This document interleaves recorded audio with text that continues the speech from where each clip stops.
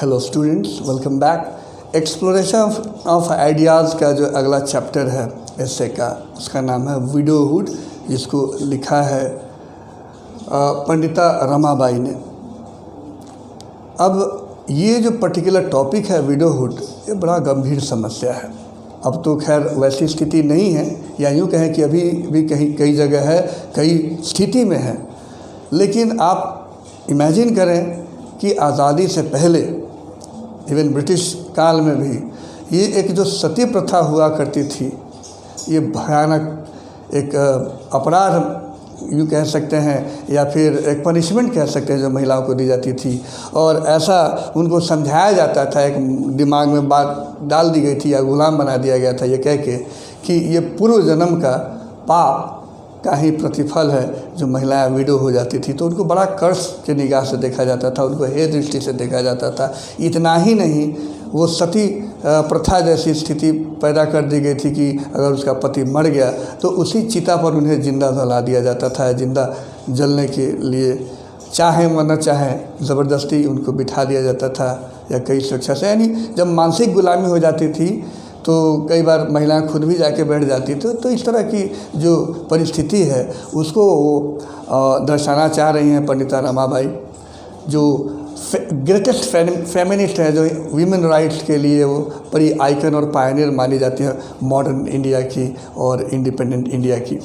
तो ये बताना चाहती हैं कि कैसे मनुस्मृति है या वेद्स हैं, उसमें वो कैसे मिस इंटरप्रेट करके, और जो पंडित हैं, ठीक है, उसको उन्होंने मिस इंटरप्रेट करके और पूरी तरह से तोड़ मरोड़ के परोस दिया। और अपने हित में, अपने स्वार्थ में, बेहतर कहें, हित तो पॉजिटिव वर्ड आता है, अपने स्वार्थ के लिए उनको गुलाम बनाने के लिए और अपना मनमानी करने के लिए उन्होंने मिस इंटरप्रेट कर दिया और लाद दिया, थोप दिया कि उनके पूर्व जन्म का पाप है, इसलिए उसे सफ़र करना पड़ेगा, भुगतना पड़ेगा। ये हिंदू धर्म की बात है। अब हिंदू धर्म में क्या था कि महिलाएं शादी नहीं कर सकती थी दोबारा। तो कई बार हुआ क्या कि महिलाएं जो है अपना धर्म रूपांतरण करने लगी, धर्मांतरण करने लगी, तो तब भी हिंदू धर्म खतरे में आया। तो कुल मिलाकर है ये कि उनकी जो आइडेंटिटी है वो कहाँ गया।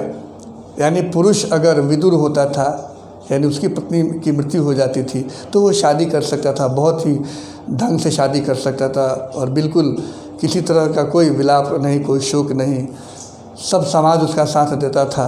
और एक महिला अगर विधवा होती थी तो उसकी शादी नहीं की जाती थी। और इतना ही नहीं, वो शादी ही नहीं कर सकती थी, बल्कि उसे एक बहुत ही निरर्थक ज़िंदगी जीनी पड़ती थी, बिल्कुल वीरान, सारा छीन लिया जाता था सब कुछ, वो पोशाक, वो रहन सहन, यहाँ तक कि खान पान, सब चीज़ रूखा सूखा कर दिया जाता था, जो जानवर भी शायद नहीं खाए।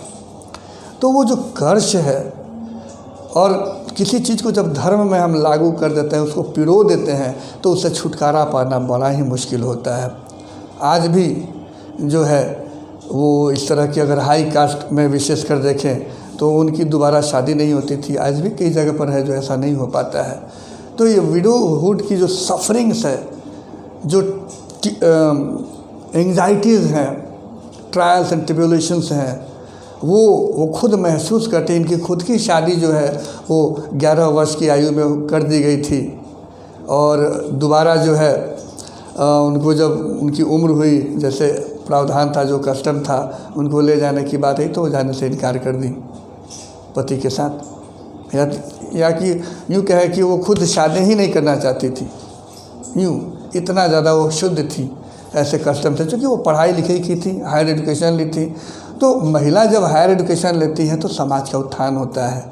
और ये जो कर्ष है जो पंडितों ने थोप रखा था, या यूँ कहें कि अभी भी जकड़ रखा है, तो महिलाओं को एक ऑब्जेक्टिफाई किया गया है, उस चीज़ को, कर्ष को वो तोड़ना चाहती है कि ये विडोहुड जो है वो अभिशाप नहीं है, यह एक जनरल, नॉर्मल और नेचुरल फिनोमिनन है, सोशल फिनोमिनन है।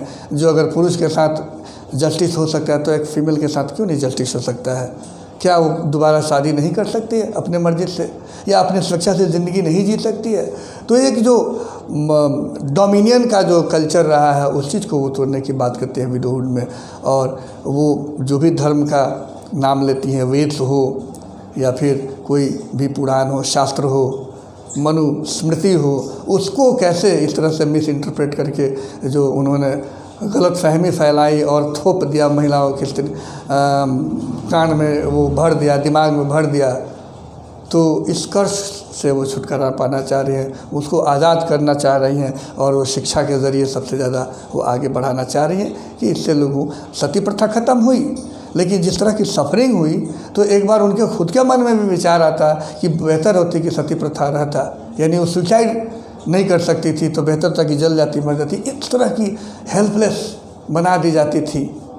और अगर कोई व्यक्ति इस तरह का हेल्पलेस हो जाए तो उसके जीने का मकसद ख़त्म हो जाता है, इंटरेस्ट ख़त्म हो जाता है।